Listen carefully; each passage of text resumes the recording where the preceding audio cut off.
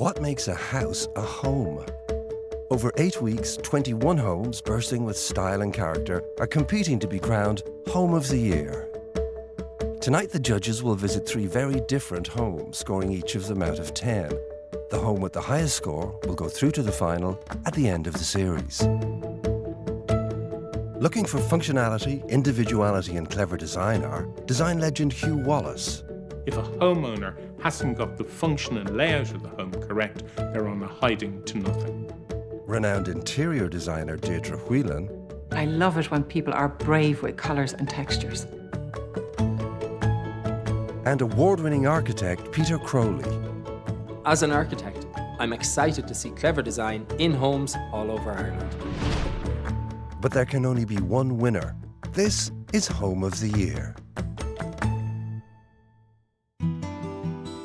3 years ago, Darren Heaney and Owen Callaghan transformed this Victorian terraced house into a modern 21st century home. We bought the house in 2016. We spent about 1.5 years renovating the house.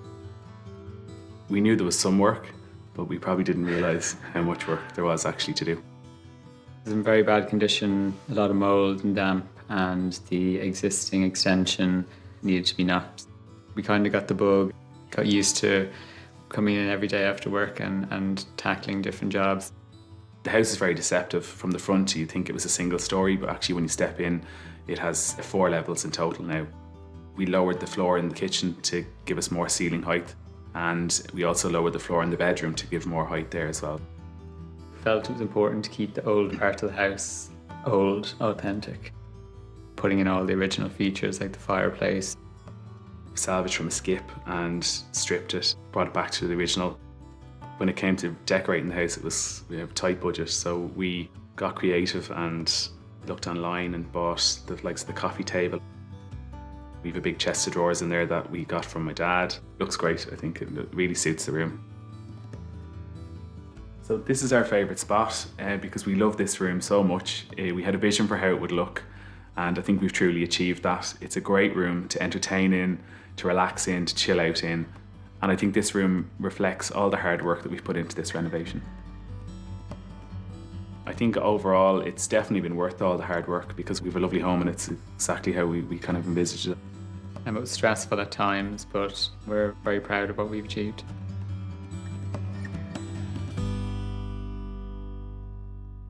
The judges must now assess the home armed with only the basic facts about the property and its owners.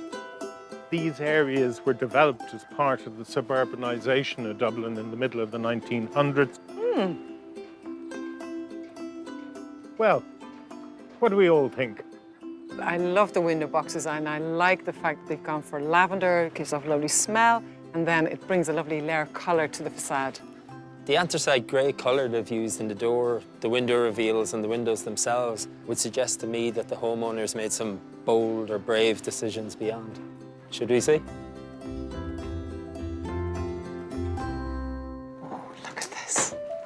Very nice. The strong grey that we've seen on the outside has been carried in here. I love the little detail of the shelf over the radiator. Suggests there's going to be a lot of attention to detail in this home. Great to see the original newel posts, the staircase retained. You'd have expected the stairs to run through and stop, but I think there's been a modern intervention where it comes back towards us, which gives us this bulkhead. Should we go on? Let's. This is a gorgeous room. Their favourite spot, and I can see why. This is an easterly room, so there's going to be really nice morning light in here. I like the arrangement of the couches facing each other also. It's quite formal. Absolutely. This would be a very atmospheric room with the fire lit. What a beautiful place to be entertained. I love the colour tones, really striking blue, but it sits really well against the kind of taupey colour on the walls. You get a sense there's a bit of upcycling going on, like the table over here and that beautiful chest of drawers. Deirdre, a lovely, discreet telly. It's kind of in proportion with the room, isn't it? For me, renovated homes are my passion. It's about getting that nuttiness and grain of the original building, and it's about the tactility utility of these homes.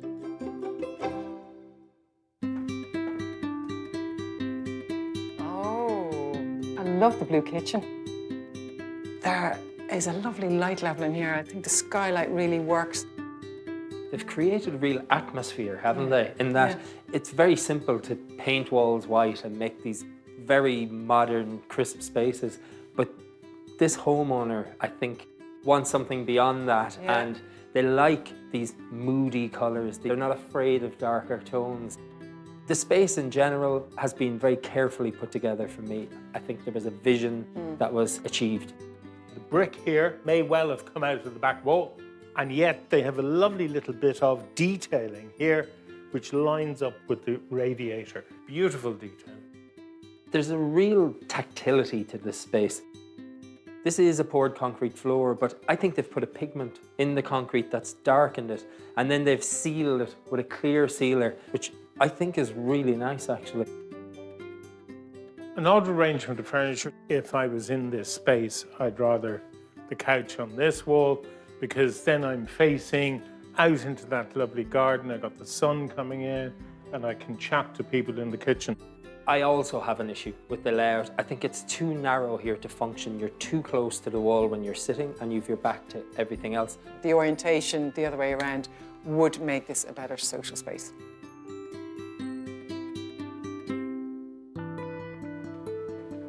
Interestingly, when you look at this home, it's very attainable. Some of the materials are a bit rough and ready, but if anything, that creates the atmosphere and ambiance within the house. You have the master bedroom.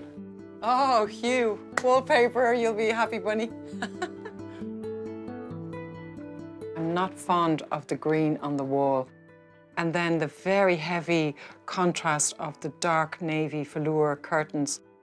I prefer that a curtain ties in with the colour of the wall.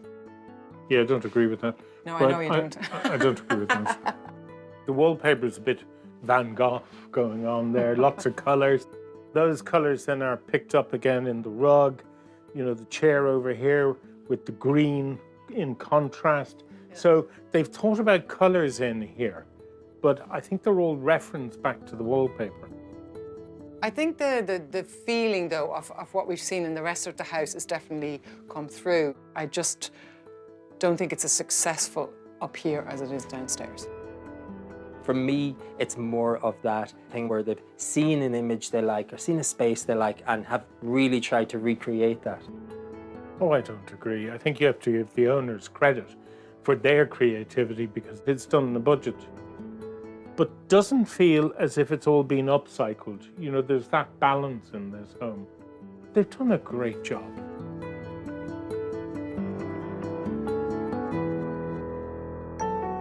The home will now be marked out of 10. One score will be held back until the judges have seen all 3 homes, when their combined scores will be revealed. These homeowners have carried out a great restoration of this 19th century house. The result is a home full of their personality, from the bricks and mortar to the collection of personal objects. I'm giving this inspirational home a 9. This is a very tastefully styled home. I particularly like the layout and colours used in the front room. The simple, luxurious approach taken here works a treat. I'm giving it an 8. This home is a great example of what can be achieved on a limited budget, but with a lot of endeavour and creativity. It exudes the owner's personality and sense of style. 3 years ago, interior designer Emily Woodcock and husband David swapped city life for a more relaxing one in County Louth. This was an old cottage that was built in the 1800s. We were attracted to it because we wanted a renovation project that had a little bit of character and charm. We fell in love with the house, we fell in love with the area, and it really did tick all the boxes. We have a south-facing garden, so we really wanted to maximise the light at the back of the house. So that's why we kept then all our living area to the back of the house. So we have 3 bedrooms in the original cottage and a bathroom. In the new extension, we put our kitchen/living room. Then upstairs, we put a loft for ourselves for a little bit of getaway. This is our favourite spot. When we come up here, it is our chill-out area, and we get to sit and enjoy that sea view. So I'm very passionate about interior design. It's something that I've really kind of always been interested in. I don't think there's like a particular rule book that you need to follow. I like to like colour outside the lines and do something a little bit different. And I think you can see that in our home. It's a family home. It feels good. Yeah, we've created the space that we dreamed of.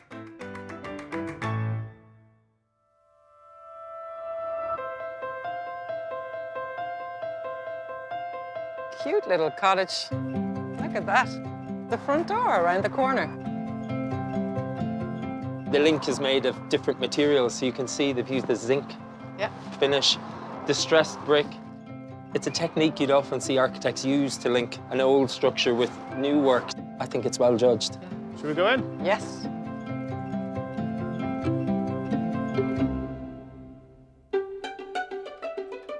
Well, I wasn't quite expecting to come in straight into what appears to be a small dining area. I think this is just a transition space between the old and the new. What you have here is a little light well, is the way I'd describe it. So that's allowed tons of light in here, but also light into the other rooms. Should we go on? Yep.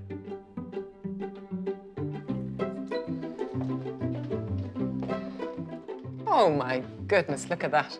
I described this as the family room. Nicely laid out kitchen. You've got quite a bit of different furniture going on in this space. Sort of ye oldie world with that dresser and the plates up there and all the colours. I think Yeah, less too in much. this case Yeah. would be better. Look at this, isn't this great? Yeah, fantastic. Yeah. I love the view out there, out to the sea. That's spectacular. I've spotted there's a mezzanine above here. The one thing I'd have liked to have seen here is this room extended by another few meters, because it just feels a little compressed where you need the space, and a small bit more would have gone a long way. Yes. An extra metre would probably been enough. Unbelievable. One of the main underlying rules with architecture is that form should follow function. So you make the house or the space work first, and then you decide how it should look. Oh my, didn't expect to see this at all. Complete contrast to what we've seen downstairs. A lot more decadence going on. I can spot the owner's favourite spot. Sitting here, watching the kids play out there. Marvellous view, tons of sunshine. Aren't they so lucky to have that view? I'd say this is where the adults come after the children have gone to bed. A sense of escapism up here, very much Indian-inspired style. The low couch works well because we're in the attic space, so it's much lower ceiling. I mean, what a brilliant place to relax and unwind and take in that amazing view. Chill out. And chill out, yeah.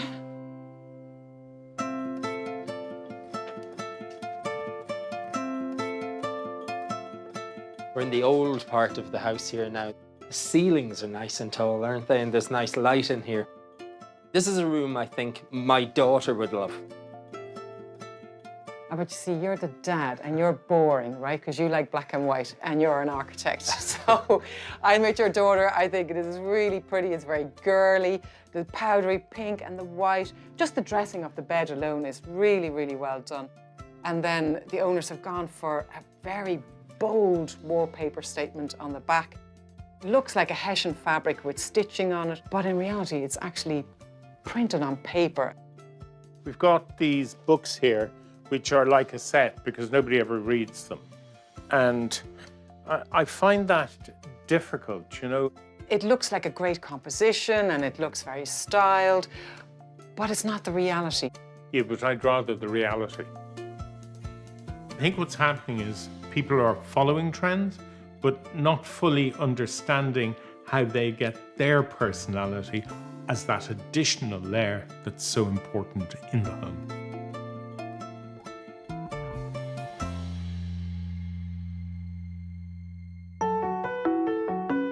These homeowners have created a very comfortable home for their family. The brick link and the height of the open plan area all work very well. However, the living and dining areas could really have benefited from being a little larger so that they could function with a family. I would score it a 7. A beautifully restored old cottage. The owner has styled the interior bravely through their use of fabrics, furniture, and objects. I found the amount of styling too much and would like to have seen it more restrained. I'm giving this home a 6. This pretty cottage has been carefully extended to create a home for a young family starting out in life. The owner here obviously enjoys styling and designing their home. Interior designer Liz Balbirnie and her husband Ian Switzer bought a site in Dublin over 3 years ago and set about creating their dream home. I knew for years that I wanted to build my own house and I wanted to do it in this style. It doesn't look so big from the outside, but as soon as you walk in through the front doors, the whole place opens up. Because the house is on the slope on the hill, to maximize the view, we put the living space up on the upper level and the bedrooms and bathrooms downstairs. The style of our home is very contemporary, from the finishes to the lighting, furniture and accessories. I really like the colours that have kept the house calm. This is my favourite spot. I love to just sit here, have a cup of coffee and enjoy the view and chill. We're so lucky with the site we got. It has given us the views, it has given us the space and the light to do everything we wanted. I think our home reflects our personalities. Yeah, we both like the same things. We like things to be tidy and straight lines and clean. And bright. And bright. You know, it has we find it gives us a feel-good factor.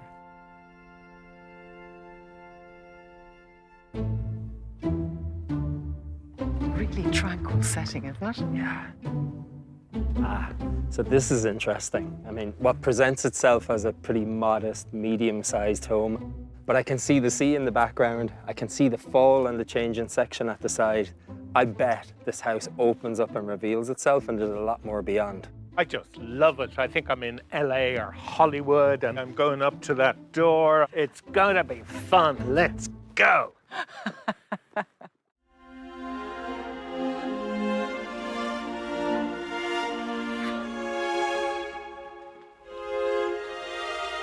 Wow. Yes. I really like the fact that you come in straight from the front door into this really generous open plan area, very crisp white kitchen. It is very monochromatic, very nice. I think we've got something really, really interesting on our hands here. There's a real understanding of how you get light into this home. We're looking north on the elevation out to the sea, and so they've created this lovely terrace to the south, which captures all that light, and I've got a lovely seated area which is secluded away from the road because of the hedging. A really great lounge area. You get the benefit of being able to enjoy the view, as well as nighttime you might want to watch the TV. I'd say when you get friends around, you can fit them all on the couch. I think the open plan space is very successful, actually. Each element, the kitchen, the dining, the living, they all belong in their own space here, and they all fit. The proportions are very good. I think it's well thought out and well executed. They're obviously avid collectors of pieces of sculpture, and in fact, this home is here to present those in the very best surroundings, which they've done. Oh, look at that. Oh, look at this. The owner's favourite spot. Oh my God, that's amazing, isn't it? What a view. I love this now. I think this is a really good choice. I always think a window seat is a really great way to take advantage of a space where you would have had no functionality. I think it works really, really well. There are a lot of reflective surfaces in here. I think it needs another layer of colour and texture in here.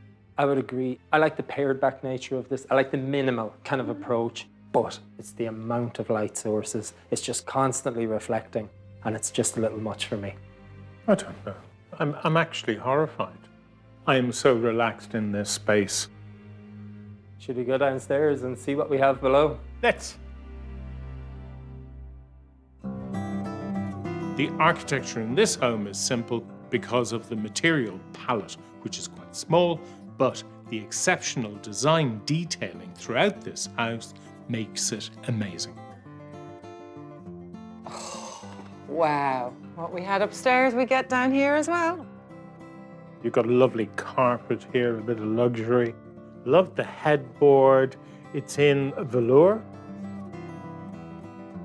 Usually bedrooms are sited on the upper floors, but in this instance where they had this incredible steep site, they've put the living up above, which was a great decision.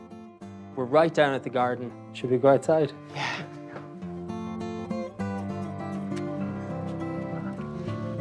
The tiered landscaping works very well. I have to say, I really like the planting that's been brought into the garden here. Lovely colour tones, soft purples and whites, and it's very elegant. Even here you have a little piece of sculpture. You know, this home now is up there for me.